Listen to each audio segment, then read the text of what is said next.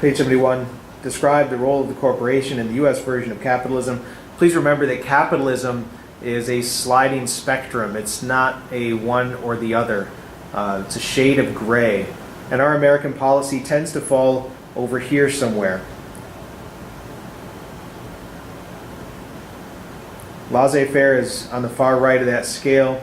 Capitalism itself means a system which features private ownership of property, that owners, usually individual, or in our society most likely corporations, use that private ownership of property to make a profit. This plays into that American ideal of individual freedom and opportunity, life, liberty, and property, or the pursuit of happiness. It's not a perfect system, but no system is perfect, and it does tend to promote economic disparity and conflict between the classes. Capital or capitalism allows businesses to get bigger.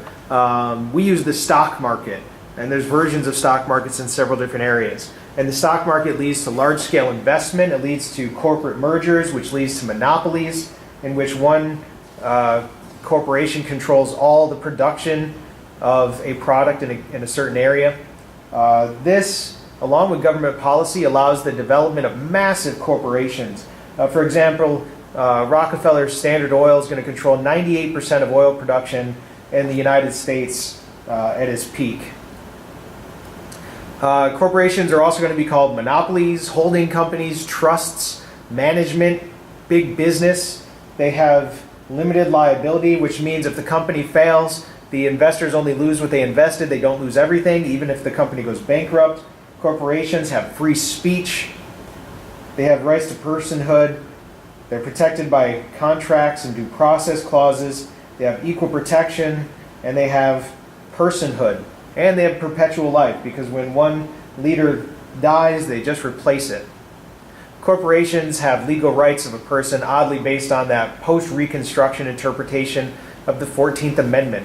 In other words, African Americans weren't allowed to have equality under the law, but because these legal constructs were given the right in the Supreme Court, they are.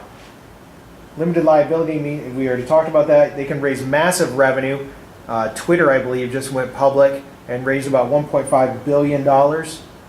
They have perpetual life. When one owner dies, another takes his place. This massive revenue means that corporations have massive impacts on the economy. If a large corporation fails, it could send the whole economy into a recession or a depression. This is why Lehman Brothers and Bank of America, they were bailed out in 2010 when they were threatening bankruptcy. The government gave them gobs of cash, because if they failed, then there was a fear that the entire economy would fail, and people would be hurt much more than if their taxpayer dollars went to help those corporations out. Also, because they have such a great amount of money, especially in the post-Citizen United world, but even in this time period, that increased government spending and increased amounts that they can put into lobbying, which means promoting their particular policy, they can also have a huge impact on government policy.